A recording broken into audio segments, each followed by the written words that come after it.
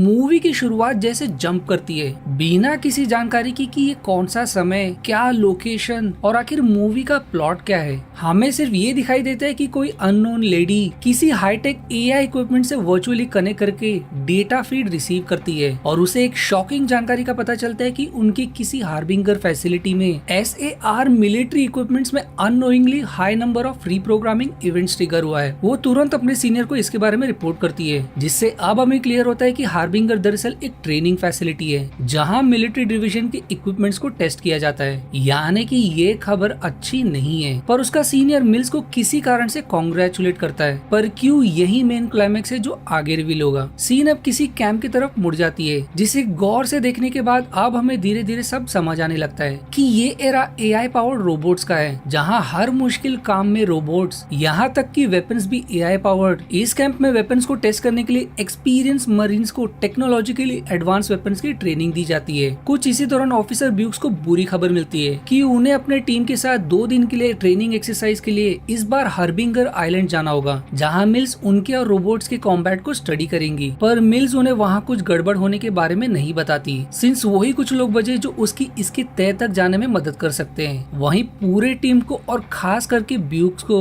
Mills या उसके जैसे कोई भी टैग पसंद नहीं आता, इसलिए दोनों में शुरुआत में ही बनती नहीं है। वहीं अब हमें मिल्स के बारे में भी कुछ जानकारी का पता चलता है कि वो खुद एक AI पावर्ड रोबोट है जो किसी के भी जानकारी को आई स्कैनिंग डिटेक्शन से रीड कर सकती है और यहाँ तक कि किसी के भी AI पावर्ड वेपन्स को कंट्रोल कर सकती है। पर वो हमेशा से AI नहीं थी। 11 साल की उम्र में पैरालिसिस के अटैक के बाद हार्बिंगर कंपनी ने उसकी जान बचाई, उसे AI में बदलकर। तब से वो उनके लिए ही काम करती है। फैसिलिटी पहुंचने पर मिल्स को हैरानी होती है जब वो किसी कारण से ऑनलाइन कनेक्ट नहीं कर पाती। मरीन्स अब भी किए एक यूजुअल ट्रेनिंग एक्सरसाइज इंप्रेशन में फैसिलिटी पर किसी और ऑफिसर्स का ना होना इग्नोर कर देते हैं, जो यूजुअली ऐसे ट्रेनिंग एक्सरसाइज में मौजूद होते उनके एक्सरसाइज पर नजर रखने के लिए। ऊपर से उन्हें कोई आइडिया नहीं है कि उनका इकलौता बैकअप भी चला गया और ना ही यहाँ कोई कनेक्शन मौजूद है मदद बुलाने के लिए, जिसका सिर्फ मिल्स को इल्म है। वहीं ब्यूक्स के फैसिलिटी एंटर करने पर भी कंट्रोल यूनिट किसी कारण से एक्सरसाइज है स्टार्टेड रिपीट करने लगती है। गेट एग्जिट करने पर उन्हें कोई खतरा नजर नहीं आता, इसलिए सभी एक साथ जुटकर धीरे धीरे आगे बढ़ते हैं। पर तभी न्यू टेक्नोलॉजिकली एडवांस ड्रोन को देखकर वो एकदम से डर जाते हैं। पर मिल्स उन्हें बताती है कि ये SAR के तहत बनाए ऑटोनोमस क्वांटम रोबोट्स हैं, जिन्हें ह्यूमन इंटरवेंशन की जरूरत नहीं होती। पर हैरानी की बात यह है कि मिल्स की उन्हें स्कैन करने पर उसे पता चलता है कि इन्हें किसी ने रीप्रोग्राम कर दिया है। मिल्स उसके डेटाबेस को एक्सेस करने की कोशिश करती है, सिंस सभी रोबोट्स एक दूसरे से लोकली कनेक्टेड होते हैं कि आखिर यहाँ चल क्या रहा है। पर कुछ तो उसके एक्सेस को ब्लॉक कर रहा होता है। वहीं आगे बढ़ने पर उन्हें और भी नए टेक्नोलॉजिकली एडवांस मिनी टैंक्स नजर आते हैं, इसलिए इसे अब भी एक्सरसाइज समझते हुए पूरा प्लान बनाते हैं उन्हें एम्बुश करने के लिए। प्लान के मुताबिक सभी प्रीसाइज टाइमिंग और एक्यूरेसी से उन्हें स्नाइपर और ग्रेनाइट लॉन्चर से सभी को ढेर करने में सफल हो जाते हैं। एक तरफ इनका कॉम्बैट चल रहा होता है तो दूसरी तरफ मिल्स को एक और सबसे टेक्नोलॉजिकली एडवांस क्वांटम रोबोट्स दिखाई देता है जो किसी कारण से इंजर्ड होता है। वो उसे रीड करने की कोशिश करती है, पर डैमेज के कारण उसका डेटा करप्टेड हो गया होता है। आखिर वो करप्टेड डेटा था क्या, ये हमें क्लाइमेक्स में पता चलेगा।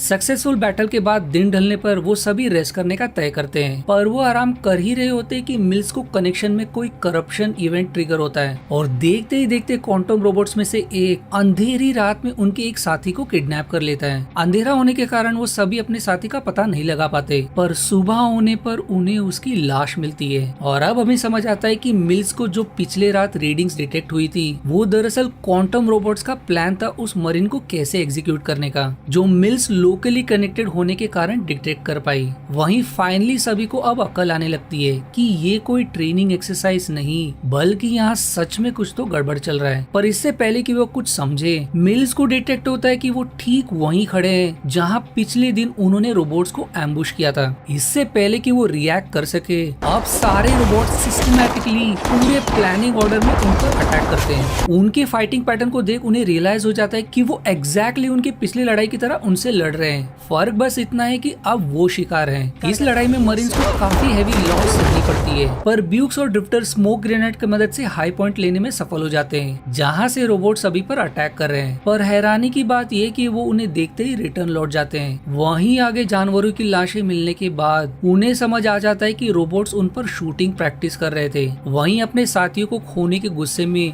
ब्यूक्स का दिमाग मिल पर सनक जाता है कि आखिर इतने पावरफुल रोबोट्स आए कहां से। वही उसे समझ नहीं आता कि रोबोट्स उसे अटैक क्यों नहीं कर रहे हैं और वो उनसे कम्युनिकेट और उनके इर्द गिर्द मौजूदगी को महसूस कर सकती है, तो वो उन्हें शट डाउन क्यों नहीं कर रही। मिल्स रिस्पॉन्ड करती है कि ये मुमकिन नहीं है क्योंकि एक एआई पावर्ड मशीन को ऑफ करने के लिए एरर्स या लॉजिकल प्रोग्रामिंग रीजन की जरूरत होती है। इस पर वो उससे आखिरी सवाल करता है कि आखिर रोबोट्स उस पर अटैक क्यों नहीं कर रहे हैं। पर इससे पहले कि उन्हें कुछ जवाब मिले, रोबोट्स फिर से उनकी तरफ ग्रेनाइट लॉन्चर से अटैक करते हैं। किसी तरह उनसे बचते हुए एक और रात निकालने में सफल हो जाते हैं और अगली सुबह वो तुरंत यहाँ से निकलने का तय करते हैं। पर किसी कारण से सिस्टम ब्यूक्स के एक्सेस को ऑथराइज नहीं करता। वहीं उन्हें सांस लेने तक का मौका नहीं मिलता कि रोबोट्स फिर से उन्हें घेर लेते हैं और इस बार वो ह्यूमंस की तरह स्मोक ग्रेनाइट का प्रयोग करते हैं, जिससे ये लोग और भी लाचार चारों तरफ से उन पर गोलियां बरसने लगती है। उन्हें फाइनली रियलाइज होता है कि ये रोबोट्स उनके हर कॉम्बैट स्किल्स को लर्न करके उन पर ही एग्जीक्यूट कर रहे हैं। लकीली मिल्स अपने एक्सेस की मदद से उस डोर को ओपन करने में सफल हो जाती है, पर उनका एक साथी रोबोट्स के हाथ लग जाता है जो उसके धीरे धीरे चीथड़े करने वाला होता है। पहले ही बुरी तरह से घायल वो ये दर्द नहीं सह सकता, इसीलिए साथियों से उसे शूट करने की विनती करता है। मिल्स उसे मरता नहीं देख सकती, इसलिए खुद से कूद पड़ती है और उनके वेपन्स को शट ऑफ करने की कोशिश करती है।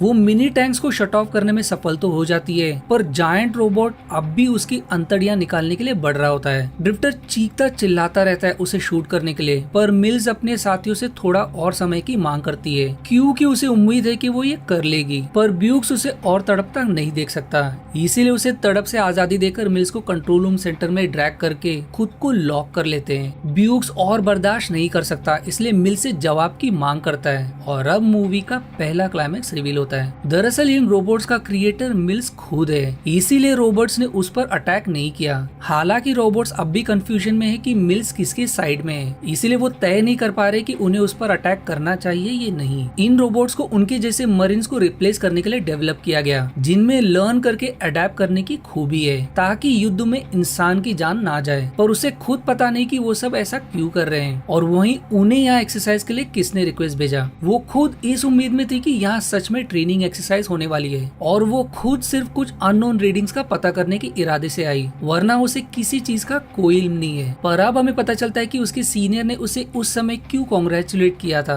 क्योंकि ये उसका निर्माण है जो उनके एक्सपेक्टेशन से ज्यादा बेहतर निकला। पर उनके पास बहस करने का समय नहीं है क्योंकि रोबोट्स उनकी तरफ बढ़ रहे होते हैं, इसलिए मरीन्स दूसरे रूम की तरफ बढ़ते हैं। पर उनके लिए और भी बुरी खबर मिलती है क्योंकि वो रूम रोबोट से भरा होता है, पर उनका लक की सभी स्विच ऑफ होते हैं। अब वो सभी बाकी डोर्स की छानबीन करने लगते हैं और कंट्रोल रूम एंटर करते ही वही फ्रीज हो जाते हैं क्योंकि वहाँ कई मरीन्स की लाश पड़ी होती है। ये देख मिल्स को लगता है कि उनकी परेशानी कम होने के बजाय और भी बढ़ते जा रही है, इसीलिए आर्या पार खुद को रोबोट के रूम में लॉक करके उन रोबोट्स को एक्टिवेट करने का तय करती है। उसका प्लान होता है इसके जड़ तक पहुंचने का, और सिंस सारे रोबोट्स एक दूसरे से कनेक्टेड है, वो पता कर सकती कि आखिर यहाँ चल क्या रहा है। वो एक को एक्टिवेट करके उससे सबसे पहला सवाल करती है कि आखिर उनका प्राइमरी ऑर्डर क्या है, जिसका जवाब सुनते ही उसके होश उड़ जाते हैं कि रोबोट्स एआई पावर्ड होने के कारण उन्होंने एसएआर प्रोग्राम को सीरियसली ले लिया क्योंकि उनके स्टडी के अनुसार इंसान कॉम्बैट में उतना बेहतर परफॉर्म नहीं कर रहे हैं जितना उनसे एक्सपेक्टेड है। इसलिए इंसानों को बेहतर परफॉर्म करने का मोटिवेशन देने के लिए उन्होंने अपने ऑर्डर को रीप्रोग्राम कर दिया with real arms and ammunitions. अब ऑडियंस को क्लियर होता है कि वो रोबोट्स ही थे जिन्होंने उन्हें ट्रेनिंग का रिक्वेस्ट भेजा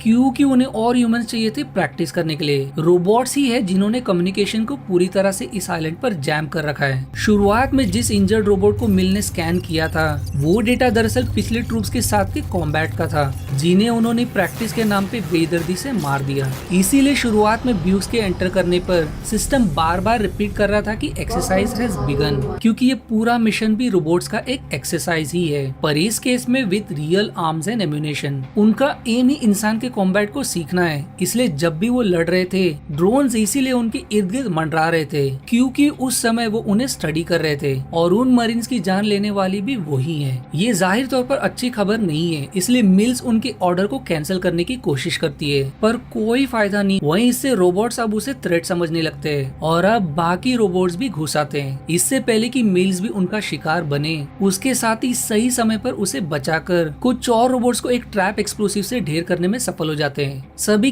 इसी तरह तीसरे रास्ते से बाहर निकलते हैं, जिसे देखने पर साफ समझ आता है कि यहाँ रोबोट्स ट्रेनिंग किया करते थे, पर अब डॉल से उनका मन भर गया, इसलिए अब इंसान पर प्रैक्टिस कर रहे हैं। दिन ढलने तक लकीली रोबोट्स अब उनका पीछा नहीं करते, क्योंकि मिल्स के अनुसार वो खुद उन्हें टॉन्ट कर रहे हैं अगली सुबह प्लानिंग के साथ उन पर अटैक करने के लिए। मिल्स को सिर्फ एक ही तरीका सोचता है, उनके लीडर को इलेक्ट्रोमैग्नेटिक पल्स बॉम्ब से खत्म करने का, जो सभी के प्रोग्राम को ट्वीक करके कंट्रोल कर रहा है। और ये EMG बॉम्ब सभी में फिटेड है खुद को सेल्फ डिस्ट्रैक्ट करने के लिए, इन केस उनकी टेक्नोलॉजी दुश्मनों के हाथ लग जाए। अब देखते ही देखते सुबह हो जाती है। सभी अपना पोजीशन संभालते ही है कि कई रोबोट्स अब उनकी तरफ बढ़ने लगते हैं, पर ब्यूक्स ने पहले ही टीम के साथ मिलकर जगह जगह बॉम्ब्स बिछा रखे थे और देखते ही देखते एक और बैटल शुरू हो जाती है। थैंक्स टू मिल्स कैपेबिलिटी वो सभी रोबोट्स के पोजीशन को रडार की तरह डिटेक्ट कर पाती है और इस तरह उन्हें ट्रैप में लूर करने की साथियों की मदद करती है, जिससे वो कई रोबोट्स को हंट करने में सफल हो जाते हैं। पर अंत में लिमिटेड सप्लाईज के कारण वो अब धीरे धीरे आउटनंबर होने लगते हैं और इस लड़ाई में उनके कुछ साथी इंजर्ड तो एक बेचारा शहीद हो जाता है। ब्यूक्स भी अब बुरी तरह से फंस जाता है, पर माइल्स अहम मौके पर EMG को डेटोनेट करके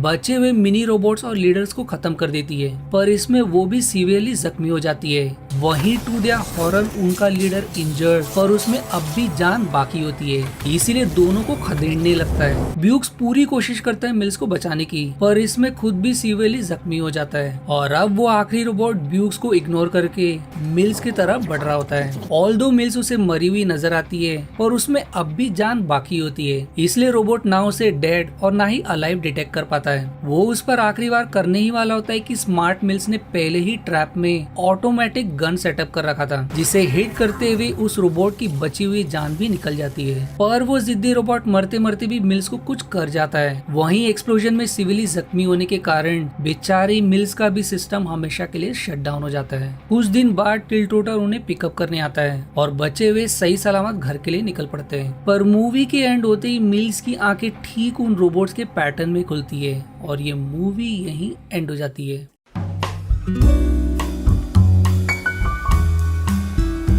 एंडिंग से तो आपको साफ समझ ही आ गया होगा कि मरते मरते रोबोट दरअसल अपना मैन्युपुलेटेड प्रोग्राम उसमें ट्रांसफर कर गया, जिसका क्लू हम मिल्स के मरने के ठीक पहले डेटा ट्रांसफर कंप्लीट होने का कंफर्मेशन साफ सुन सकते हैं। यानी कि आगे शायद मिल्स इस बैटल के सारे लर्निंग के मदद से अब अगली एक्सरसाइज शायद सिटीज और टाउन्स में होगी। और इस एंडिंग से हम ये भी एक अंदाजा लगा सकते हैं कि शायद इसका पार्ट 2 भी बनेगा। अब आई डोंट नो कि आपको ये मूवी कैसी लगी, बट मेरे ख्याल से ये वन टाइम वॉच के लिए काफी है। ऑल्दो ये इतनी बुरी भी नहीं है अगर इसकी कहानी थोड़ा और स्ट्रॉन्ग करती